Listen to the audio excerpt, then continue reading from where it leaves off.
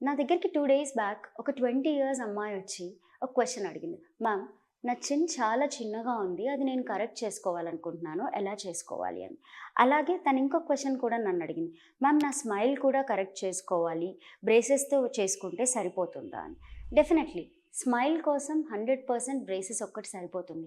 But me profile ఎగ్జాక్ట్‌గా రావాలి, straight profile రావాలి, లేకపోతే జా లైన్ అనేది ప్రాపర్‌గా రావాలి అనుకుంటే డెఫినెట్‌గా ఒక్క బ్రేసెస్ మాత్రమే సరిపోదు. జా సర్జరీ చేసుకోవాల్సి ఉంటుంది. జా సర్జరీ అనగానే చాలామంది చాలా కాంప్లికేటెడ్ అని, కాస్మెటిక్ సర్జరీ అని అలా భయపడుతూ ఉంటారు. బట్ జా సర్జరీ కాస్మెటిక్కే కాదు 100%. మనకి దవడ వెనక్కి ఉండడం వల్ల, చిన్నగా ఉండడం వల్ల, దానివల్ల చాలా స్లీపింగ్ డిజార్డర్స్, బ్రీతింగ్ ఇష్యూస్ చాలా ఉంటాయి మనకి తెలియకుండా. అవన్నీ లాంగ్ టర్మ్‌లో తెలుస్తా ఉంటాయి. అండ్ కొన్ని కండిషన్స్ అయితే మన యువర్ జాయింట్ మీద కూడా ఎఫెక్ట్ పడుతూ ఉంటాయి. సో జా సర్జరీ అనేది ప్రాపర్ కాస్మెటిక్ కరెక్షన్ ఏమీ కాదు. But if you need a cosmetic correction also you can get it done.